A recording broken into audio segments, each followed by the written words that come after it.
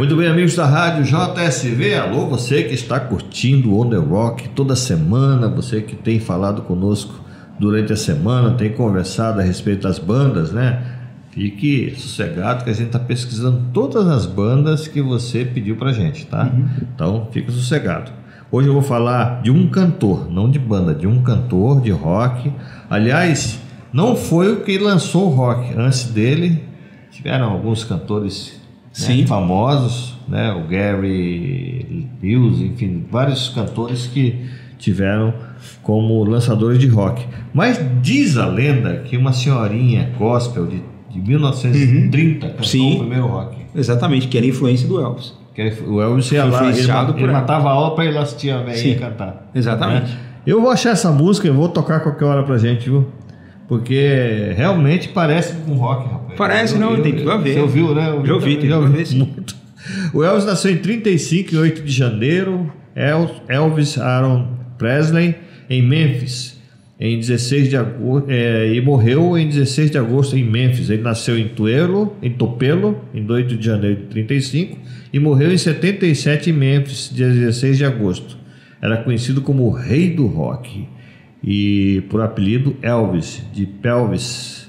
Foi cantor, compositor norte-americano e também foi um dos pioneiros do rock and roll e da rockabilly, quer dizer, a mania do rock, né? Sim. Enfim. Bom, o primeiro disco dele foi esse que nós vamos abordar hoje, Elvis Presley, 1956. Nós não vamos fazer seresta nem nada, realmente o disco foi... O disco é 1956. É muito bom, né? É bastante assim, como é que a gente pode falar do disco? É bastante aprazível, né? Ele é bastante aprazível, ele é muito bem feito, né? Inclusive, pessoal, colocar para você que é bom a gente falar um pouco de Elvis, que sempre gera polêmica, né? Quando a gente falou um pouco de Elvis, assim, considerado muito o rei do rock, a gente pode ver também que tinha uma outra pessoa que foi considerado o rei do rock também, que é o Chuck Berry. Chuck Berry. Né? E o Chuck Berry faleceu recentemente, não tem nem 2 anos. O Chuck Berry morreu com quase 90 anos. O Elvis não tinha 50, O Elvis não tinha 50. Quando morreu. E o Chuck Berry sempre foi uma pessoa regrada, foi uma pessoa de classe média e tal. Então a gente vai também, pessoal. Inclusive, eu até mando um abraço pro meu amigo Oswaldão, do Made in Brasil. Que quer, né? Que ele adora o Chuck Berry. Ele fala que o Chuck Berry é o rei do rock e tal. Né? Vamos fazer um Kit Então, Berry Oswaldo dia, Vecchione, né? Para você, Oswaldo Vecchione, também para todos os fãs do Chuck Berry, a gente vai fazer o Chuck Berry também aqui. Tá certo, tá certo. E olha, o Elvis, ele começou a gravar em 54 na gravadora Sun Records, acompanhado do guitarrista Scott Moore e do baixista Bill Black e do baterista DJ Fontana. Particularmente no Brasil, esse disco tem uma música que fez sucesso, as que fizeram mais sucesso aqui no Brasil do Elvis: Kiss Me Quick, Bossa Nova Baby, It's Now or Never e Bridge Over Troubled Water. Essa música me parece que é uma música gospel.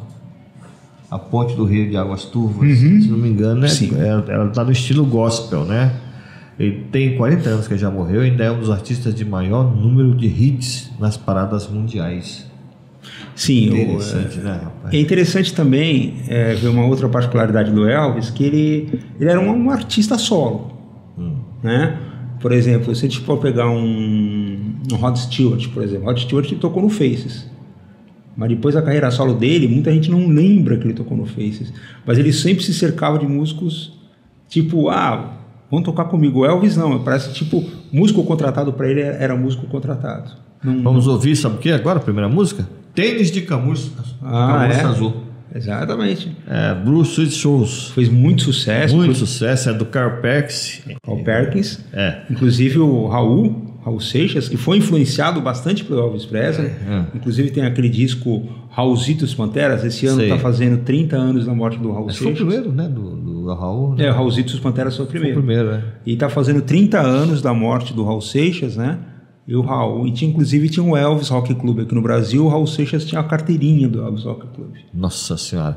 Então, Johnny Cash plantou a semente para a canção no outono de 1955, enquanto Perkins, Cash, Elvis Presley e outros cantores da Louisiana, Ray Bride, percorreram todo o sul. Cash contou com Perkins sobre um aviador negro, o White, que ele havia conhecido quando servia as Forças Armadas da Alemanha. E daí saiu uma história que foi falando como escrever uma música sobre sapatos. A pergunta foi essa. Aí saiu o Blue Suede Shoes. O Elvis era um cara que tinha uma aparência legal, tinha 1,90 m quase de altura. Sim, né? O cara era bem... Foi um divisor de águas entre aqueles cantores que cantavam juntos, assim, faziam aqueles corais, todas com vozes, né, dançando juntos e bem vestidos, né? E um cara mais rebelde, embora fosse já naquela época fosse protestante, já de uma igreja protestante, né? E enfim, ele me aparece e o Elvis é tratado como um enviado do capeta, né? Porque não existia aquele tipo de música. Porque tudo, até o jeito dele dançar, falar com o rebolado dele era coisa... Então, naquela época, o pessoal era bastante conservador. Imagina se é conservador ainda hoje, né? Eu vou até recordar um pouquinho sobre o Kiss, que quando o Kiss veio no Brasil, em 1982, Kiss significava para muita gente Kids Are Service Satan, ou seja, jovens Kids International ao Satan Service, ou seja, jovens internacionais ao serviço de Satã. Sei. Né? Imagina só, isso em 82. Imagina naquela época dos anos 50, o que pensavam do Elvis. Pois Imagina é. Só, e os pastores foram todos contra, né? Teve pais que proibia a filha de ouvir. E tal. Né? Uma coisa até fundamentalista, né? E ele teve uma parceria muito grande com Ray Charles, que era um cantor de gospel, começou com gospel e tal. Então, essa segunda música que nós vamos ouvir... Soul Music, né? Exatamente. É mais Soul Music. Essa I Got a Woman é de Ray Charles e Reinald Richards, que é uma música gospel. Eu Tenho uma Mulher. Essa música foi escrita pelo americano Brian B. e um soul de Ray Charles. A Atlantic Records lançou a música como single em 1954 com Come Back Back. E ambas as canções mais tarde apareceram no álbum Ray Charles em 1957. Aí. Exato. Gravado pelo Elvis, apareceu no álbum de Ray Charles. Vamos ouvir então? I Got a Woman. A Woman. Eu tenho uma mulher. É bem assim. Uma coisa bem singela, né? Bom, voltamos aqui a falar do nosso Elvis Presley. O nome do álbum que nós estamos tratando é Elvis 1956, que são duas listas que eu pude notar. Numa das listas, ele aparece em primeiro, Sgt. Pepper em segundo. Na outra lista, ele aparece em sexto, Sgt. Pepper em primeiro. Quer dizer, aí já mudou totalmente isso depende da visão da pessoa. Depende da visão, né? Não tem nada a ver com... obra de qualidade. Principalmente, assim, um disco muito bem feito, né? Mas se destaca pelo ineditismo, né? Por ser uma coisa inédita, uma coisa assim. Porque antes você tinha aqui, você tinha como é que chama? O Chuck Berry, né? Você tinha... E aquelas coisas mais... Aquelas baladas mais... Aquelas baladas mais country e tal. Daí entrou ele, né? Então, no dia 27 de agosto de 65, Elvis e a banda inglesa The Beatles encontraram-se no âmbito doméstico sem evidências até agora de qualquer produto audiovisual relevante. A única imagem alusiva ao encontro do Elvis e dos Beatles é uma foto em que John Lennon aparece saindo da casa de Elvis. No documentário The Beatles Anthology, em 96, Paul McCartney, George Harrison e Ringo Starr confirmaram jamais terem tocado com Elvis e que somente John Lennon fizera. No mesmo documentário, Ringo, para os filósofos confiáveis, a grande estrela da noite em simpatia e camaradagem geral, comentou que jogou futebol com Elvis. Interessante, hein? Não tinha rivalidade, né, cara? Não tinha, porque eram todos os músicos, né? E assim... Eu lembro de um amigo meu que ele, quando começou a gostar dos Beatles, ele jogou fora todos. Antigamente o pessoal tinha essa mania, né? Tinha. Agora eu sou Beatles, jogou fora todos os discos do Elvis. Adivinha quem pegou? Eu. Peguei todos para mim. Tem uma... Eu até falo para vocês, pegando um mote no que o Jorge está falando, tem um vídeo muito interessante do Gastão Moreira, outro um abraço para ele. O Gastão fez um vídeo chamado Botinada, a história do punk no Brasil. Então eu perguntava para os punks o que eles curtiam antes de curtir punk rock, né? Eles chegavam e falavam, curtia Slade, curtia isso, curtia aquilo, Made in Brasil. De repente eles fizeram a mesma coisa. Eles começaram a curtir punk rock e pegaram tudo que eles tinham antigo e jogaram fora. Então, tinha essa coisa. Assim, joga fora tudo. É interessante a chuva de LPs, porque eu fui só vendo onde caía, falei, eu vou pegar tudo. Eu tenho estudei com uma moça... 15 anos na época, não tinha dinheiro para comprar nada. Fiquei com a coleção do Elvis completa. Tem uma moça que estudava comigo, que ela se converteu, virou evangélica e pegou todos os discos de rock dela e deu. Eu fiquei louco. Porque ela não falou comigo antes. Meu Deus, com outro amigo meu, eu falei, nossa. Mas isso é um presente que pode durar vários natais. Né? Eu brinquei pra ela, você fez o seu primeiro pecado dentro da sua nova fé. Não dá os discos pra mim, né? Vamos ouvir One Side Love Affair, de Bill Campbell. Um caso amoroso unilateral. Nossa, o que quer dizer com esse unilateral? Não sei. Eu acho que é uma pessoa assim que se apaixona platonicamente, pode ser também. Pode ser de dois sentidos, né? Pode. O caso de amor unilateral pode ser uma pessoa fiel ou uma pessoa que se apaixona platonicamente. Aquele amor que você tem que é impossível, né? Ou seja, aluno pela professora 30 anos mais velha. Exatamente. Ou aquele negócio, eu namorei com ela só que ela nunca soube e tal. Interessante que as canções do Elvis transformaram-se em enormes sucessos e alavancaram grandes recordes em todo o mundo. Ele tornou-se o primeiro mega-star da música popular. Naquele tempo não tinha mega-star, né? Não tinha. Tinha o Frank Sinatra, que cantava aí uma música ou outra, tal, que era bastante... Mas ele foi o primeiro mega-star da história. E tem uma curiosidade também sobre o Elvis, que é o seguinte, as músicas, ele tem muitas músicas de amor, inclusive tem uma música que você falou que é gospel, né? Mas por que eles têm...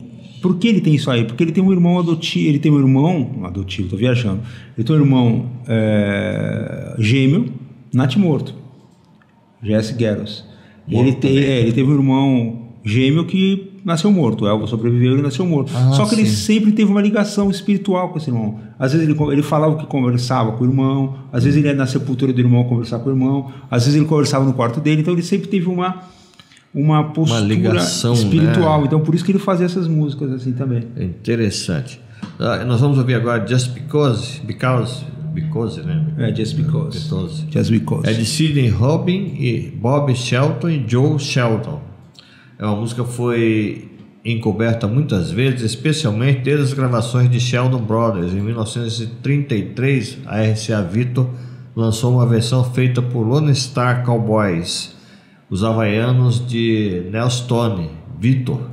E também a música foi gravada por Frank Yankovic. Esse deve ser Sérvio, alguma coisa assim, né? A música foi gravada em setembro de 54, mas só apareceu nesse disco. Né? Essa música era engraçadinha, Just Because. É uma espécie de uma baladinha meio tirada. É que o Elvis, assim, a agressividade que ele tinha, muita gente fala que a agressividade do rock and roll, né? Inclusive, uma das justificativas dos punks de usarem cabelo curto, que eles falaram assim que eles queriam resgatar a agressividade inicial do rock and roll. Então por isso que eles usavam cabelo curto, os punks. Mas a agressividade do Elvis era só uma agressividade visual. Porque o Elvis sempre foi uma pessoa assim, vamos dizer, punkamente falando, do sistema. Por exemplo, quando ele foi servir o exército dos Estados Unidos, foi uma propaganda. Foi uma propaganda dos Estados Unidos. Então Elvis nunca foi contra o sistema, assim, né? Ele sempre foi uma pessoa do sistema. O Elvis daí teve um problema sério, porque ele não aguentou sair da mídia. Quando ele começou, os contratos começaram a rarear, que ele começou a não ter mais filme para fazer, ele engordou muito. Sim, total. E baixou a autoestima dele. Ele já estava milionário, poderia ter parado por aí, né? E se dedicou apenas à canção gospel. Mas isso fez com que ele ficasse viciado em remédios. Ele não dormia, então ele tomava remédio para dormir. Com o Elvis ele nunca foi assim, embora ele era uma pessoa boa praça, ele nunca foi aquele negócio assim, tipo, quero ter 1 milhão de amigos e mais forte poder cantar. Como é que eu tô falando isso? Porque, por exemplo, ele não era tipo, Jimi Hendrix, tinha vários amigos, era um artista solo, tinha a banda dele. Caretão, né, também, não tinha assim nenhum problema com drogas. Não tinha nenhum problema com drogas, mas, por exemplo... É um bom menino. Vamos pegar o Jeff Beck. O Jeff Beck chegou uma hora que ele viu que a moda era fuzzy, jazz rock. Ele começou a fazer jazz rock. Não por embalo, porque é uma música de qualidade. Agora o Elvis não. Por exemplo, depois do Elvis surgiram os Beatles, Stones, surgiram The Doors, Jimi Hendrix, Janis Joplin, vários outros artistas. Olha, vamos falar só dos Estados Unidos, do próprio Estados Unidos. Aliás, outro detalhe que pode também ser motivo dessa apatia do Elvis foi que ele nunca saiu dos Estados Unidos, nunca saiu da América do Norte, nunca fez turnê fora, né? E os outros artistas faziam. Então eu vou pegar só 3: Jimi Hendrix, Janis Joplin, né? E Jim Morrison do The Doors. Vamos colocar só esses 3. Enquanto eles estavam subindo, o Elvis estava entrando no ostracismo. No ostracismo. E assim, tem gente... Aliás, isso acontece muito no futebol também. O jogador deixa, quando ele para de ser... quando ele sai das câmeras, ele entra na depressão, acaba pobre e isolado. A maioria é assim, né? Infelizmente. E o Elvis, ele, por uma questão de orientação, por estar sozinho, teve alguns casamentos fracassados. Sim, né? Também, exato. E ele acabou entrando nessa de tomar muito remédio. Ele tomava remédio para dormir, tomava remédio para acordar, tomava remédio para dar apetite, para tirar o apetite. Pode ser alguma coisa parecida com o Michael Jackson, né? Andou também faltando alguns shows importantes, perdendo a mídia, tirando a mídia dele, né? Porque a mídia vai... É muito mais fácil. Notícia ruim, ela se alastra mais do que uma notícia. 10 notícias boas, uma ruim... Né? Para vocês terem uma ideia, teve um outro astro do rock que veio tocar aqui no Brasil, Bill Haley e seus Cometas.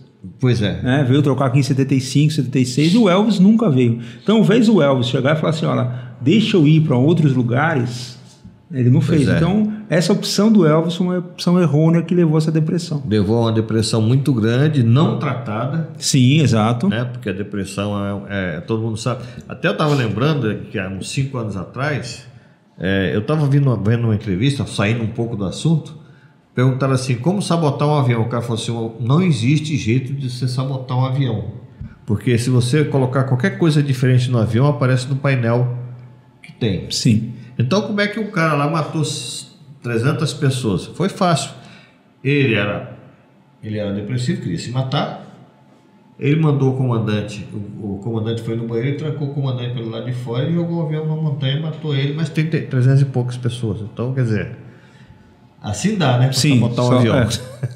O Elvis acabou tendo esse problema todinho, sabotando a própria vida dele. Daqui a pouco, no próximo bloco, a gente vai falar disso. Mas antes, a gente está tratando num LP que saiu em 1956, né? Para os fãs do Elvis, felizmente ele estava muito vivo nessa época, magrinho, né? Um rapaz de boa aparência, né? Vamos ouvir Try to Get to You, tentando chegar até você.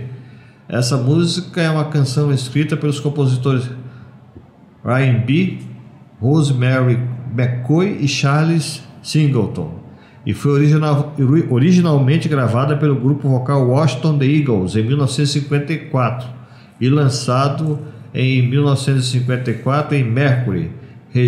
A publicidade da revista Billboard indica que o formato do título do disco The Eagles era Trying to Get You, como um apóstrofo. Quer dizer, uma música gravada por Elvis, que também já tinha composições de... O Elvis nunca foi compositor, né? O Elvis nunca foi compositor. Nunca não tem aqui nenhuma versão de música composta por ele. Tipo um Paulo, não vou falar isso no lógico, mas tipo o Sullivan e Massadas, alguma coisa desse tipo. Tão ricos, né? Tão ricos. Não, e um dos motivos da briga acho que foi do Tim Maia, foi que queriam que o Sullivan e Massadas, ou o Raul Seixas, não sei qual deles, que queriam que ele chegasse, eu acho que foi o Raul. O Sullivan e Massadas ele gravasse música dos caras, então... Não grava. Falando do Elvis, 1956, e a gente não podia abordar uma coisa triste, que é a morte dele. Na madrugada de 15 de agosto de 77, Elvis vai ao dentista por volta das 11 horas, algo muito comum para ele. Na madrugada, de volta a Graceland, joga um pouco de tênis toca algumas canções no piano, indo dormir por volta das 4 ou 5 da madrugada do dia 16 de agosto. Por volta das 10 horas ele teria se levantado para ler no banheiro. O que aconteceu desse ponto até por volta das 2 horas é um mistério. O desenlace ocorreu possivelmente no final da manhã, no banheiro de sua suíte, na mansão em Graceland, na cidade de Memphis, no Tennessee.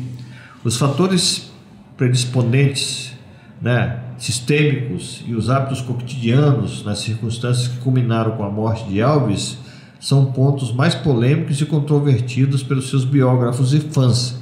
Elvis só foi encontrado morto no horário das 2 horas da tarde por sua namorada da época, Ginger Adam. Logo depois, seu corpo é levado para o Hospital Memorial Batista, onde sua morte é confirmada em 16 de agosto de 77. Até hoje, o lugar onde o Elvis morreu, etc., é visitado por milhares de pessoas por ano, Fãs que conservam coisas do Elvis, alguns objetos que conseguiram comprar em... Compraram até uns frasquinhos que tinha o suor do Elvis, alguma coisa desse eu tipo. tenho aqui em Taubaté uma pessoa que tem uma sala com coisas do Elvis, um pedaço de madeira que ele deixou caído, que caiu do palco que ele estava cantando. Inclusive tem uma coisa bem interessante em Graceland, que o Sepultura estava nos Estados Unidos e foi o Andreas Kisser e o Paulo Júnior, respectivamente guitarrista e baixista do Sepultura, E a recepcionista lá confundiu o Andreas Kisser com o Axl Rose e o Paulo Júnior com o Slash, e deixou eles entrar assim, visitar da forma que eles quiseram, pensando que era o pessoal do Guns N' Roses. I'm Gonna Sit Down and Cry Over You, que é uma canção que foi escrita em 56 por Joe Thomas e Howard Biggs. Desde então tornou-se padrão pop menor, em grande parte devido a várias versões bem recebidas da música. É mais conhecida por aparecer no primeiro álbum de Elvis, que foi esse que nós acabamos de abordar. Eu queria ressaltar assim a duração das músicas, O disco chega meia hora, assim, então é um disco assim bem comercial.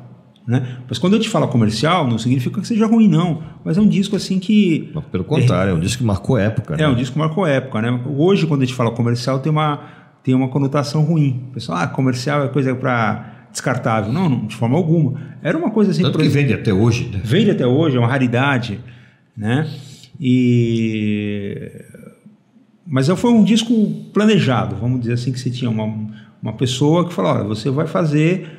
O fato que o Elvis nunca foi compositor também, tem todo esse tipo de coisa. E assim, o fato do Elvis não ter sido planejado a vida toda faz com que ele tenha morrido muito cedo. Quer dizer, ele ficou sozinho, de repente, sem nenhuma orientação. Ô Elvis, calma aí, pô. Não tinha ninguém assim. Hoje, as pessoas da área corporativa fala alguém para conciliar a sua carreira, Hoje tem as pessoas que conciliam a sua carreira. O Elvis não teve nada disso. Não querendo ser exagerado ou comparar mal, o Neymar tem 90 funcionários. Sim, o Neymar tem 90 funcionários. 90 funcionários, desde nutricionista até conselheiro. E o Rush tem uma equipe de 60 pessoas. Pois é. Então, ou seja, 20 pessoas para cada membro da banda, Para cada membro da banda. Então, gente, a gente volta na semana que vem com mais On The Rock para você. Até lá. Até lá, pessoal. Dá aquele tchau característico. Olha lá, tchau.